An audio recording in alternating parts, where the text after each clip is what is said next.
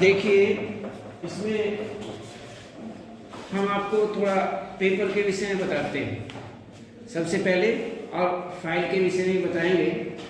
Paper के विषय में कि किस प्रकार का हमारा बोर्ड पेपर बन करके आएगा, या अन्य यहाँ पर जो भी पेपर आपके होंगे किस तरह के पेपर बन करके आएंगे।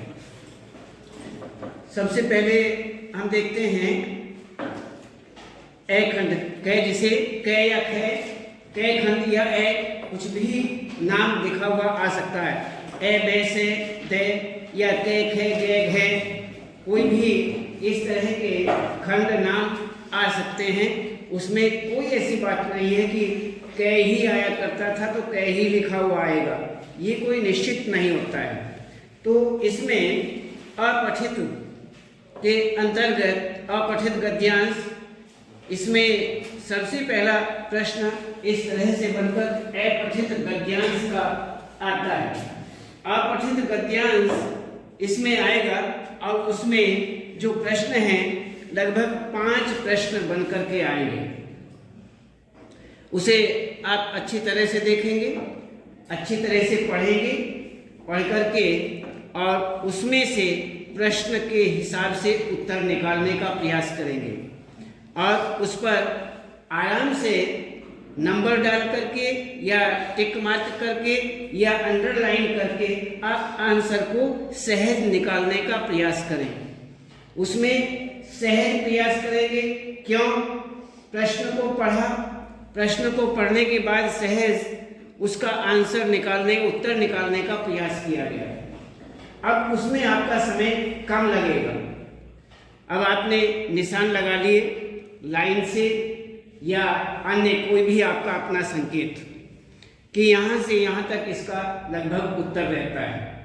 कभी कभी क्या होता है कि उत्तर लाइन के हिसाब से थोड़ा आप उसको जोका तो आपको वो आंसर जो है वो अटपटा सा महसूस होता है कि नहीं, हाँ आंसर तो यही है लेकिन वाक्य सही नहीं बन रहा है, वाक्य सही नहीं लग रहा है। तो उसमें सबसे पहले आप इस बात का ध्यान रखें कि वाक्य अपनी तरफ से बना करके लिख दें। कोई जरूरी नहीं है कि आप जो भी अपठित गद्यांश आया हुआ है उसी में से जो का त्यों वाक्य लिखेंगे, ऐसा कुछ नहीं होता है। उसी से संबंधित होना चाहिए, उससे अलग यदि है तो गलत हो जाएगा। तो इस बात का ध्यान रखें और इसे अच्छी तरह से, मान लीजिए पहला प्रश्न आपका आया, आपने पढ़ा और अब इसमें क्या गड़बड़ आ गई है पहले के हिसाब से। पहले तो सीधा ये कह दिया जाता कि हाँ प्रश्न लिखिए, प्रश्नोत्तर लिखिए, और आपने गद्य को पढ़ा, गद्य में से वह लाइन निकाली और लाइन निकाल करके और सहज अपने ही शब्दों में उसका उत्तर लिख दिया, या अन्य गद्य में से ही वह लाइन लेकर के सो लिख दिया। लेकिन अब क्या होगा, आपको उसमें प्रश्न के नीचे 4 उत्तर होंगे। प्रश्न भी लिखा हुआ होगा और उसके नीचे 4 उत्तर भी होंगे। उन 4 में से ही आपको उत्तर देना है। यदि उन 4 से अलग आपने उत्तर दिया तो आपका उत्तर गलत माना जाएगा। समझ रहे? तो उन 4 में से आप उत्तर देंगे। 4 ऑप्शन आपको दिए जाएंगे, 4 में से एक सही होगा और उस पर आपको टिक नहीं लिखना है। आप प्रश्न का उत्तर जो है उन 4 में से देख करके जो भी उत्तर है उसे लिखेंगे, लिखा हुआ नहीं छोड़ना है। एक कमी ये नहीं करनी है कि आपने प्रश्न नंबर लिखा, पहले तो सबसे पहले आप खंड नंबर लिखेंगे। ये गलती मत करना कि खंड नंबर नहीं लिखेंगे, खंड नंबर लिखेंगे, खंड नंबर के बाद प्रश्न नंबर लिखेंगे, प्रश्न नंबर के बाद में आप उत्तर नंबर भी लिखेंगे। उत्तर का भी तो नंबर अलग अलग है ना, कै, खे, गे, घे या फिर ए, बे, से, दे, कोई भी हो सकता है। जो भी वहां पर पेपर के अंदर संकेत किया हुआ है वही आप लिखेंगे, उससे अलग बिल्कुल नहीं, इस बात का ध्यान रखें। तो इस प्रकार से प्रश्न आपके सामने लिखा हुआ होगा, उसमें नीचे 4 उत्तर जो दिए हुए हैं उन्हीं 4 उत्तर में से आपको उत्तर लिखना होगा। इस प्रकार से आपका अपठित गद्यांश जो है ये 5 प्रश्नों के अंतर्गत और उत्तरों के अंतर्गत ये पूरा होगा। ये आपका 5 नंबर के प्रश्न हैं, 5 प्रश्न हैं तो 5 ही नंबर के रहेंगे। इसमें एक नंबर का एक प्रश्न रहेगा। तो इसमें अब आपके सामने इस तरह से ये अपठित, उसमें इन्होंने अथवा के रूप में भी यहाँ पर दिया है, अर्थात इसमें भी इन्होंने 2 गद्यांश दिए हैं और 2 गद्यांशों में से आपको एक गद्यांश करना होगा। आप कोई सा भी गद्य करें, 2 आपको छूट दी गई है, 2 में से एक करना है। इसी तरह से आगे अपठित पद्यांश आएगा। अपठित काव्यांश, पद्यांश कोई भी ऊपर लिखा हुआ है तो उसमें आप भ्रमित होने वाली बात नहीं है। तो इसमें भी आपको दो पद होंगे और दोनों में से आपको एक करना होगा। इसी तरह से जो हमने आपको प्रश्न और इनके 4 उत्तर बताए थे अपठित गद्यांश में, उसी प्रकार से इसमें भी इसी ही प्रकार एक प्रश्न के 4 उत्तर होंगे और चारों में से आपको एक उत्तर ढूंढ करके उसको लिखना होगा। ठीक, अब ये हुआ, ये भी आपका 5 नंबर का रहेगा। ये एक प्रश्न 1 नंबर का, 5 प्रश्न इसमें होंगे और 5 में से आपको 5 ही करने हैं और उनके 5 ही अंक होंगे। अब इसके अंतर्गत हमारा आता है दूसरा व्याकरण। ये दूसरा प्रश्न हुआ। तीसरा प्रश्न, इसमें आपके सामने उसी ही प्रकार से अब इन्होंने ये इसी तरह के आंसर दे दिए गए हैं और आपको छांट करके उनमें से उत्तर लिखने हैं। अब व्याकरण के अंतर्गत इसमें आपके जितने भी विभाग हैं, अब इसमें व्याकरण कौन कौन से व्याकरण हैं? वाक्य के भेद, रस, वाच्य और पद परिचय। कितने खंड हुए? 4। चारों के प्रश्न बनकर के आएंगे, कोई छूट नहीं। व्याकरण के अंतर्गत कोई छूट नहीं है।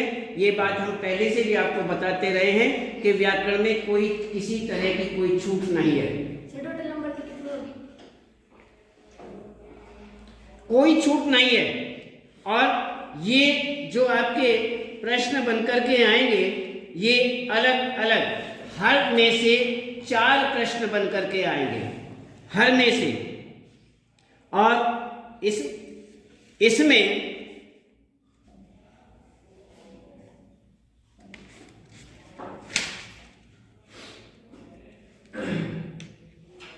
इन्होंने 4 क्या 5 प्रश्न दिए हैं।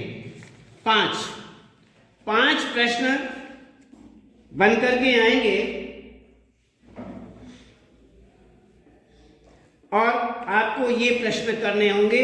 आंसर, प्रश्न के नीचे आंसर लिखे हुए होंगे, उन में से ही आपको छांट करके आंसर उत्तर लिखना है।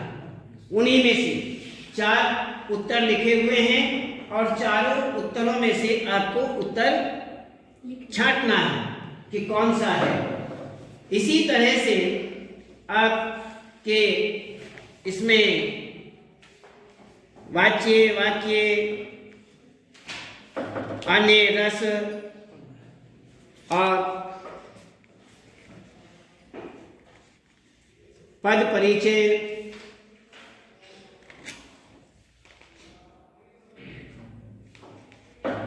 ये मान करके चलें आपके ये प्रश्न जो हैं, ये खंड जो है 4 नंबर 16 नंबर का खंड रहेगा। पहला जो खंड है वह खंड एक तरह से 5 नंबर का है, पठित गद्यांश 5 नंबर और अपठित पद्यांश 5 नंबर, और ये जो व्याकरण से संबंधित है ये 16 नंबर रहेंगे। इस तरह से यहाँ पर आपको जो बताया है कि हर में से 5 प्रश्न आएंगे और 4 नंबर 16 नंबर के प्रश्न होंगे। अब हम देखते हैं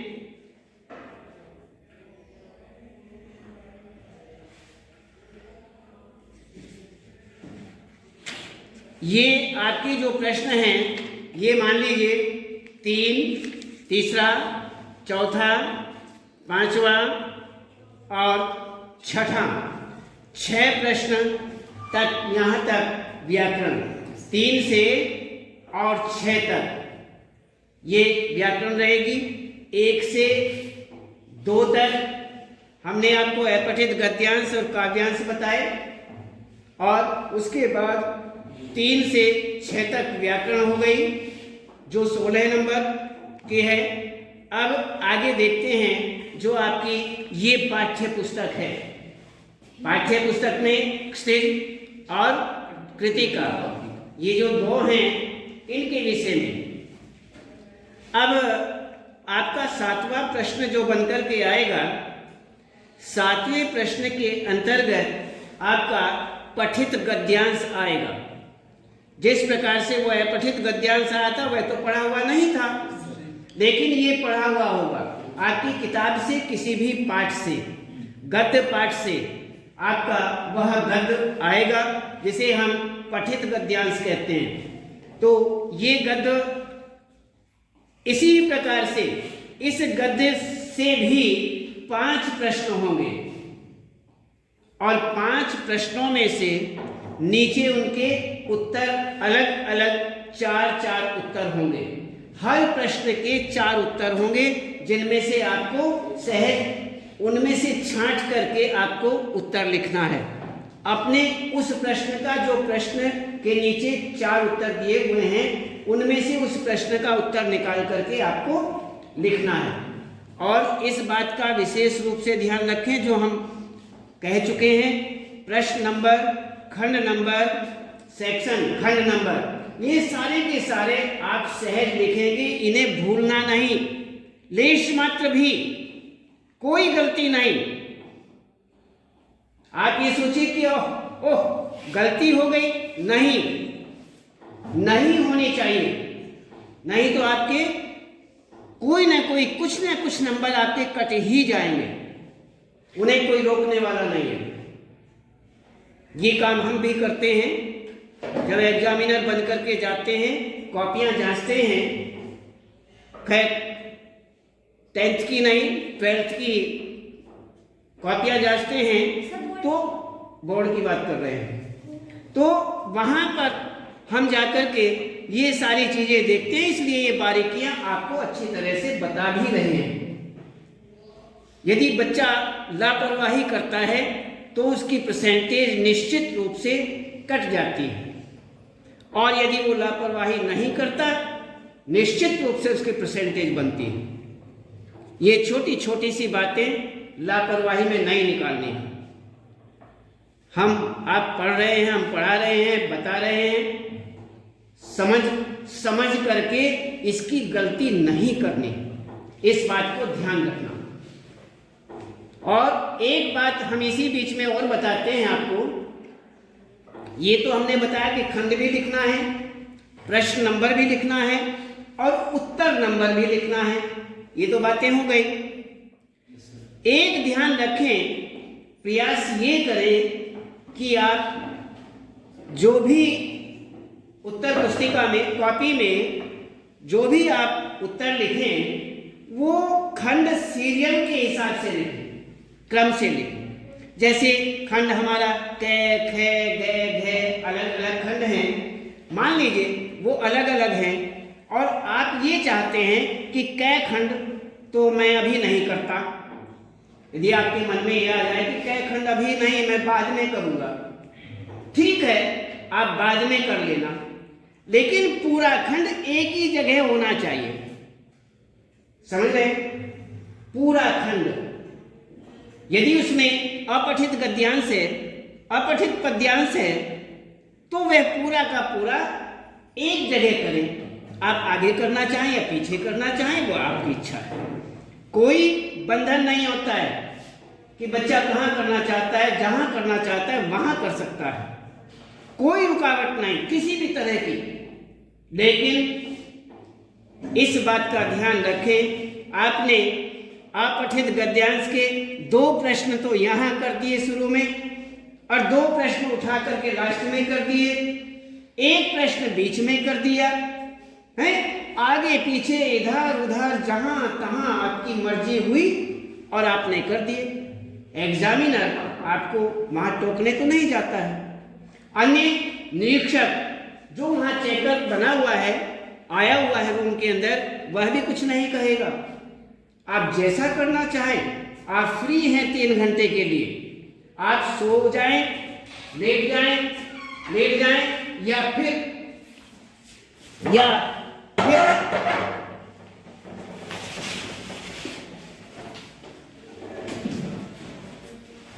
या फिर आप सहज जो भी करना चाहें। आपके 3 घंटे पूरे हो गए और 3 घंटे के बाद आपको 1 मिनट के लिए भी कोई समय नहीं, 1 सेकंड के लिए भी आपको समय नहीं। आपसे कॉपी ले ली जाएगी और ये कह दिया जाएगा कि कॉपी छोड़ दी जाए, खड़े होइए, कॉपी जो के तो सामने रख दीजिए। लिखाई वाली बात या कॉपी देखने वाली बात आपकी टाइम के हिसाब से चलेगी। इसलिए इस बात का ध्यान रखें, आप जो भी खंड करना है उस खंड को सहज जहां भी आगे पीछे करना है सो इकट्ठा कर लें, उसके प्रश्नों को तितर बितर न करें, वही अच्छाई है, उसी में आपकी परसेंटेज भी बनेगी। ये हुआ। अब ये आपका पहला खंड भी हो गया, उसके बाद व्याकरण वाला भी हो गया। अब ये आपका पाठ्य पुस्तक का चल रहा था जिसमें हम बता रहे थे जो ये पठित गद्यांश है, इसमें भी 5 प्रश्न बनकर के आएंगे और हर प्रश्न के नीचे 4-4 उत्तर होंगे, जिनमें से आपको उन्हीं में से लिखना है। हम फिर दोबारा दोहरा रहे हैं, उन उत्तरों के अलावा आप कोई भी उत्तर नहीं देंगे। ध्यान रखना, वही उत्तर हैं, उन्हीं में से छांट करके आपको उत्तर देना है। 4 उत्तर दे दिए गए हैं, चारों में से 1 उत्तर आपको देना है, सहज उन्हीं में से। इस बात का विशेष रूप से ध्यान रखेंगे। तो ये हुआ आपका अपठित गद्यांश। और इसमें अपठित नहीं, पठित गद्यांश, ये आपका पठित गद्यांश हुआ। अब देखते हैं हम पठित पद्यांश। अब इसमें आपके सामने कोई भी पद्यांश आएगा जो आपने पढ़ा हुआ है और उसके नीचे उसी प्रकार से 5 प्रश्न होंगे और हर प्रश्न के 4-4 उत्तर होंगे। वही क्रम है जो हम शुरू से बताते आ रहे हैं। उनमें से ही आपको कोई भी जो आपको सही लगता है बड़े ध्यान से करना है। क्यों? चारों प्रश्न ऐसे नजर आएंगे जब आप पढ़ेंगे कि जैसे चारों ही इसके उत्तर हैं। बहुत बारीकी से, बहुत छोटी कमी होती है उनमें, आपको बारीकी से ढूंढना पड़ेगा। जो अच्छी तरह से पाठ को दोहरा करके रखता है, पाठ को अच्छी तरह से याद करता है, ध्यान करता है, दोहराता है, तो वो सहज उसका उत्तर निकाल लेगा, कोई दिक्कत नहीं है। थोड़ा सा ध्यान देगा तो उत्तर निकल जाएगा। और जो किताब को छेड़ता ही नहीं, जिसने सोच लिया कि अरे वाह ये तो हिंदी है, इसमें तो कोई परेशानी की बात नहीं है, ये तो सहज हो जाएगी, ये तो हमारी मातृभाषा है, इसे तो हम जानते ही हैं, सहज उत्तर निकल जाएगी, कोई आपत्ति नहीं। आपत्ति उस समय नहीं होगी, मान लीजिए कि जिसमें आपको उत्तर अपनी तरफ से लिखना था, लेकिन अपनी तरफ से उत्तर नहीं लिखना है, उत्तर उसी में दिया हुआ है, उन्हीं में से छांट करके लिखना है। इसलिए सोच समझ करके बहुत अच्छी तरह से टाइम को देखते हुए, तो ये हुआ आपका पद्यांश, पठित पद्यांश। इसका भी इसी प्रकार से आप उत्तर लिखेंगे। प्रश्न नंबर या अन्य उनके खंड नंबर आदि जो है उनका संकेत अर्थात उनको लिखना नहीं भूलना है। वो ये भी 5-5 नंबर के ही हैं। 5 नंबर का पठित गद्यांश और 5 नंबर पठित पद्यांश। उसके बाद ये हुआ हमारा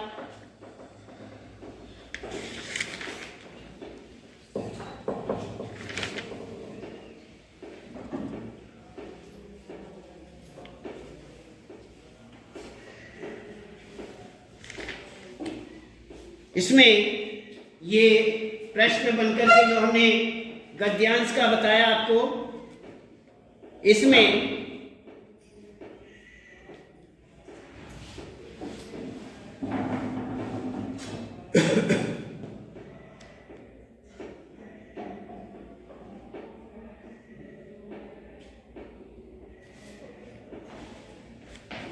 एक प्रश्न आपका और बनकर के बीच में आएगा। ये तो हमने आपका 7वां प्रश्न बताया जो पठित गद्यांश है, पठित गद्यांश। और इसी ही बीच किसी भी इसमें कोई भी कथन बनकर के आ सकते हैं, कोई भी प्रश्न बनकर के आ सकता है।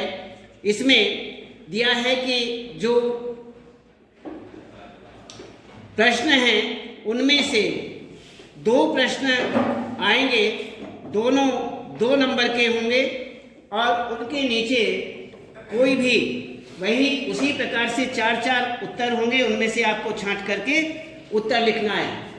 ये निम्नलिखित प्रश्नों के उत्तर का सही विकल्प चुनकर के उसमें से हमें लिखना है। तो इस प्रकार के 2 प्रश्न ये भी बनकर के आएंगे, गद्य से ही आएंगे। और उसके बाद यहाँ पर पद्यांश और पद्यांश के इस प्रकार से ये 5 नंबर का गद्यांश जो है हमारा पठित गद्यांश 5 नंबर, 7वां प्रश्न, 8वां प्रश्न, 2 प्रश्न और आएंगे और वह दोनों प्रश्न जो हैं वो 1-1 नंबर के होंगे। 8वां प्रश्न में 2 प्रश्न, 8वें में 2 प्रश्न बनकर के आएंगे जो 1-1 नंबर के होंगे, दोनों 2 नंबर के हुए, तो 8वां हुआ। अब 9वां जो है वो पठित पद्यांश हुआ 5 नंबर का।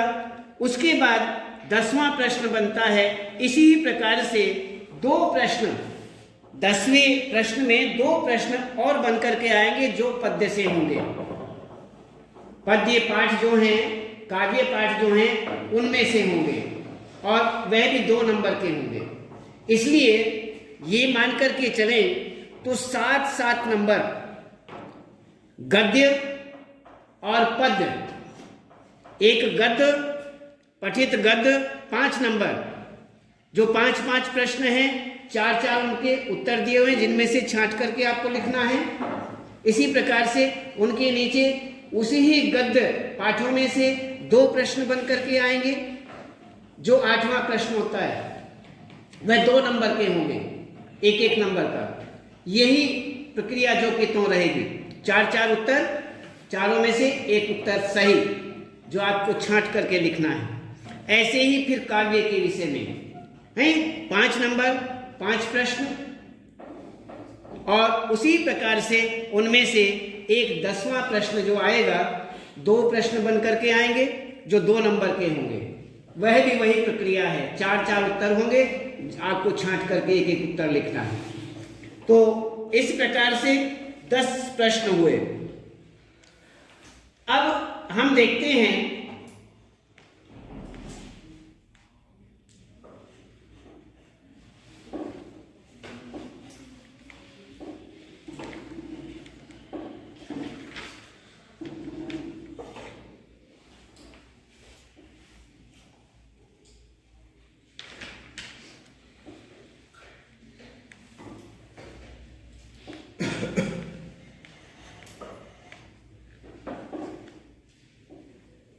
इसमें ये तो हुआ आपका पठित में से, पठित जो आपका गद्य और पद्य है। अब आगे एक आएगा पाठ्य पुस्तक और अपनी पूरक जो किताब है, पूरक कौन सी? कृतिका, उसे पूरक पुस्तिका भी कहते हैं, ध्यान रखना। पूरक पुस्तक मानी जाती है, अलग से जो किताब आपको कृतिका नाम से है उसमें से। अब इसमें प्रश्न बनेंगे। इसमें निम्नलिखित प्रश्नों के उत्तर लगभग 25 और 30 शब्दों में आपको देने होंगे।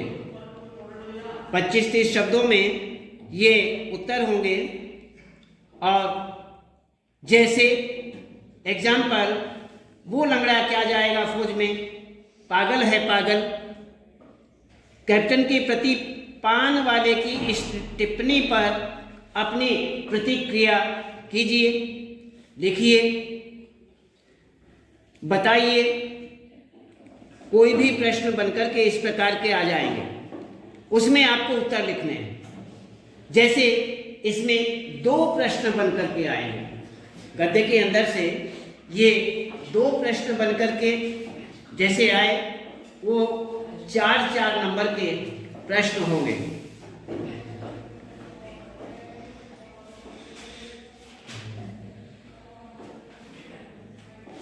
दो नंबर के प्रश्न होंगे, 4 प्रश्न आएंगे, 4 प्रश्न 2 नंबर के, तो ये 8 नंबर के प्रश्न बन जाएंगे। लिखना चाहें लिख लीजिए, ये 2 नंबर के 4 प्रश्न। इसी प्रकार से ये आपका 11वां प्रश्न हुआ, 12वां प्रश्न। इसी तरह से गद्य में, वो पद्य में से भी प्रश्न आएंगे, जो 3 प्रश्न आएंगे। 3 प्रश्न जो कि हमारे 2 नंबर के ही होंगे। ये आपके हुए 6 नंबर।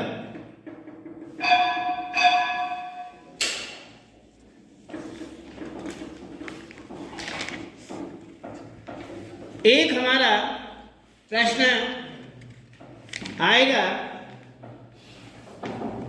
लगभग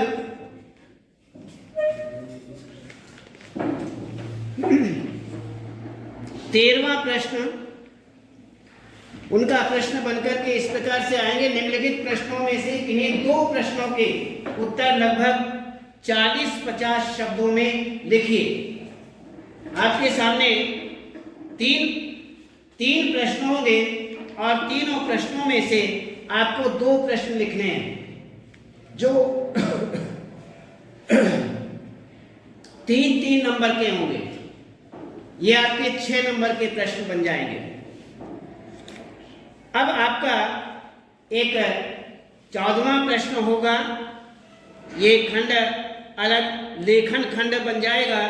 ये आपका टोटल 20 नंबर का खंड होगा, जिसमें आपको शीर्षक दिया गया, जो 80 और 100 के लगभग आपको इसमें शब्दों में लिखना है। और इसमें संकेत बिंदु दिए गए होंगे।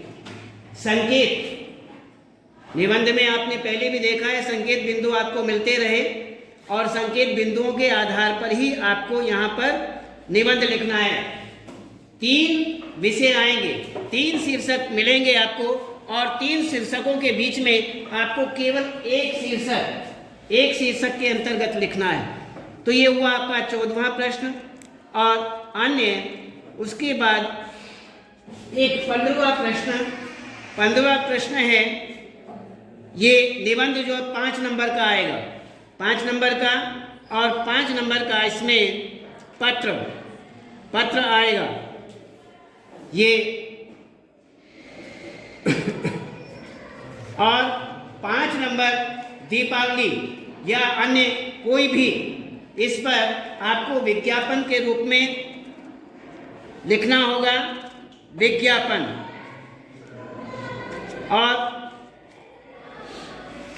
और कल बताएंगे।